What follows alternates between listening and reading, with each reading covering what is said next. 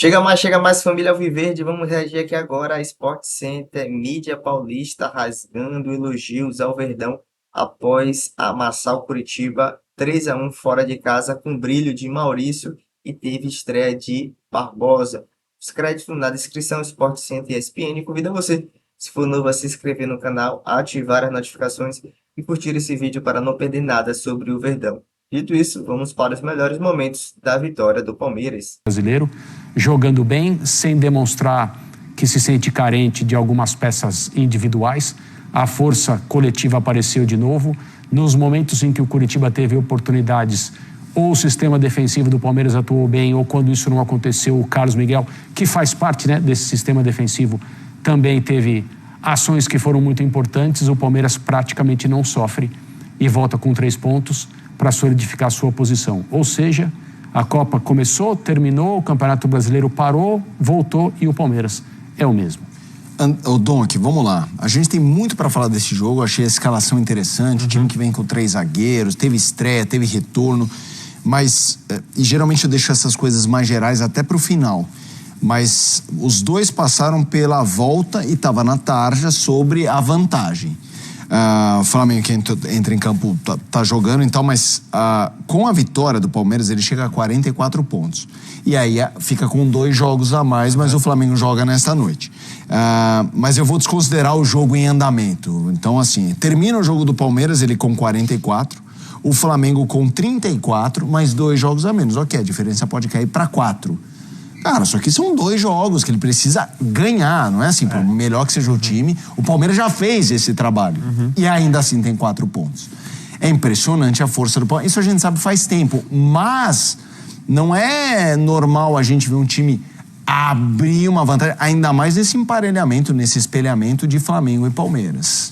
Não surpreende pros demais, surpreende pro Flamengo, exato, né? E isso acaba chamando a atenção, porque tudo bem, acho que é um campeonato atípico por conta de um mês de paralisação, alguns clubes vão aproveitar melhor, outros nem tanto, tem impacto de janela de transferências, mas ainda assim, considerando todos os cenários, eu ficaria muito surpreso se alguém se colocasse entre Palmeiras e Flamengo na disputa do título, se colocasse junto com eles até a reta final. Então, sinceramente, o time que poderia fazer isso, o Cruzeiro, para mim, o início de campeonato, acho que já comprometeu, não a temporada, porque a gente viu a recuperação antes da pausa, e acho que é um time extremamente forte para a sequência da temporada, mas pensar em título, a matemática acho que acabou comprometendo bastante.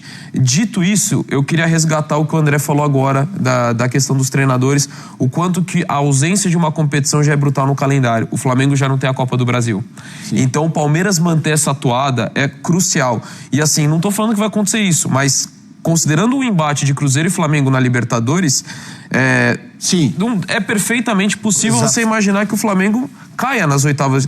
Repito, sim, não estou falando que vai acontecer isso. Fazer uma série de nota de rodapé. Não estou falando que vai acontecer, que é surpresa. Não é. Falando que é um enfrentamento de grandes. Enfrentamento de grandes e que é completamente normal, possível acontecer a eliminação de qualquer um dos dois.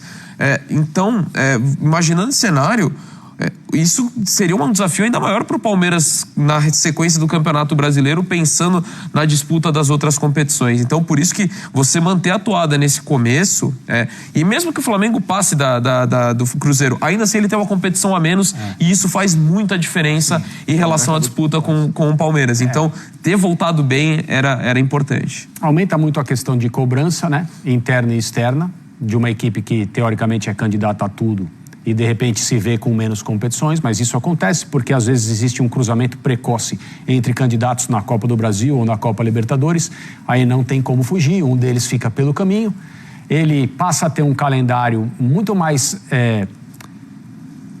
menos complexo de ser administrado do ponto de vista humano, dos jogadores, a recuperação, o desgaste, etc. A manutenção da intensidade para competir, que mesmo entre os melhores elencos é necessário. Você pode pegar o melhor Palmeiras em nomes ou o melhor Flamengo, se esses caras tiverem jogado 2 dias antes, não adianta. É melhor você ter uma equipe completamente diferente dessa, mas com um tanque cheio do ponto de vista da intensidade para competir, você tem mais chances de um resultado positivo na partida seguinte. Isso não entra na cabeça de muita gente que vive repetindo: futebol sempre foi quarta e domingo, ou esses milionários, se eu ganhasse o que eles ganham, eu correria 3 vezes mais. Então, assim, de novo, o direito à opinião é sagrado, o que não significa que todas as opiniões mereçam respeito. Né? Com todo respeito. E embora quando se diga com todo respeito, você já está avisando que você não vai respeitar. É isso. Está sendo educado. Né? Assim, é só uma questão, é mais formal. Né? Não é do ponto de vista do respeito que você vai, né, depositar ali naquilo que foi dito. Mas voltando, aumenta a pressão, né? Porque o torcedor cobra uma competição só. Então, agora, como é que fala? Agora é guerra, sei lá o que, não é isso que faz? É por aí. Mas, assim, aquilo que o Palmeiras tem feito no Campeonato Brasileiro, em relação ao que era... Eu lembro da gente, faltava 1 mês e meio para a Copa, olha aí, a sequência de jogos de cada um e tal. E eu falava assim, eu quero a sequência do Palmeiras. Se eu pudesse escolher, eu quero a sequência do Palmeiras. E o Palmeiras terminou essa fase anterior à Copa do Campeonato numa posição privilegiada e ele está... Pelo que a gente viu até agora, ok, um jogo, né? Mas ele continua merecedor dessa posição. O jogo de hoje foi muito bem disputado pelo Palmeiras. Vamos fazer o seguinte, vamos ao palco do jogo com o Vladimir Bianchini. A gente acompanhou muito bem o primeiro tempo, o começo do segundo tempo, aí estávamos ao vivo, tem um monitor aqui interno pra gente ver o jogo, mas esses detalhes do jogo, Vlad, eu tô muito curioso pra coletiva, quero saber do Abel falando tanto dos personagens como da escolha, a estreia do Barbosa, os 3 zagueiros. Queria que você trouxesse um pouco o que só você aí, resgatando o Silvio Luiz, que falou tanto pro Oswaldo Pascoal aqui, né? O que é que só você viu? Talvez não tenha sido só você, mas certamente é o que nós não vimos aqui do estúdio. Abraço pra você, boa noite, Vlad. Um abraço, Felipe, um grande abraço para você também, para o pessoal do estúdio, para os fãs de esportes. Aqui no Couto Pereira, o que a gente pôde ver foi um clima muito frio. No começo, o Palmeiras já conseguiu se impor, com 19 minutos já estava 2-0. A equipe do Coritiba teve muitas dificuldades para conseguir criar as oportunidades. O Josué foi o principal jogador do Coxa durante a partida, criou as melhores chances de gols, inclusive, do Coritiba, mas o goleiro Carlos Miguel fez algumas boas defesas. Conseguiu também salvar o Palmeiras em alguns momentos importantes do jogo. Depois que abriu 3-0, logo em seguida o Coxa conseguiu diminuir, e o que a gente pode perceber aqui, principalmente em relação ao Palmeiras, foi que os jogadores voltaram muito tranquilos depois do resultado. A gente viu também a questão do, mesmo sem ter o Abel Ferreira, que está suspenso, era o João Martins que estava comandando a equipe à beira do gramado, o Palmeiras conseguiu ter uma vitória muito maiúscula contra o Coritiba, que é uma boa equipe que consegue normalmente bons resultados aqui no Couto Pereira.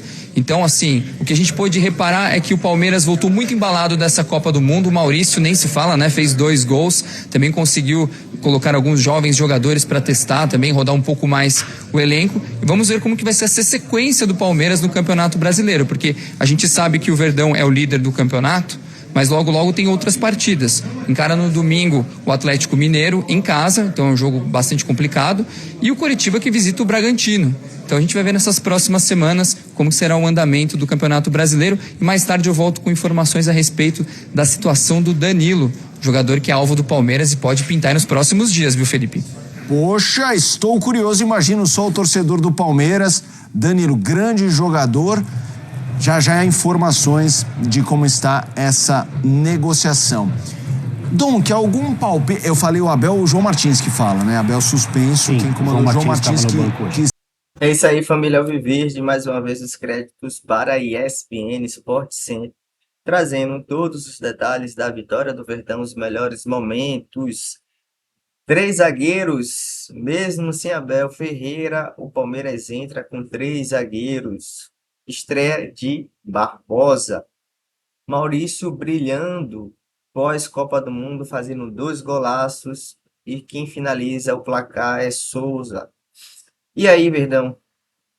Família Alviverde, o que é que você acha sobre esse jogo? Tá empolgado? Você conseguiu gostar desse esquema? Será que Abel vai manter 3 zagueiros, 3 atacantes?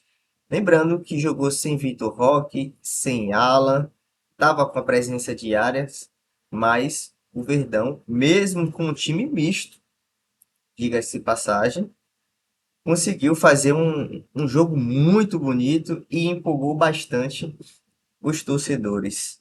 Até porque venceu, convenceu e colocou 10 pontos de diferença à frente do Flamengo. Claro que o Flamengo ainda joga contra o Chapecoense, está jogando, mas foi importantíssimo essa vitória, porque independente do resultado do Flamengo, se ele ganhar, mantém-se os 7 pontos de distância. Importantíssimo esse retorno da Copa do Mundo, mostrando confiança, mostrando que realmente essa parada houve muito trabalho. Os jogadores que voltaram da Copa do Mundo estão realmente empolgados. E aí surge a questão: o time da Itália, Atlanta, tinha interesse ou tem interesse em Maurício. Depois dessa aparição aí dele jogando muito nesse jogo, depois desse jogo incrível de Maurício, será que ele vai ser vendido? Você, torcedor do Palmeiras, venderia o Maurício? Comente, se inscreva, ative as notificações, curta esse vídeo para não perder nada sobre o Verdão, compartilha com seus amigos. Os créditos na descrição, fique à vontade para comentar, expressar sua opinião. Dito isso, até o próximo vídeo, valeu, abraço, fui!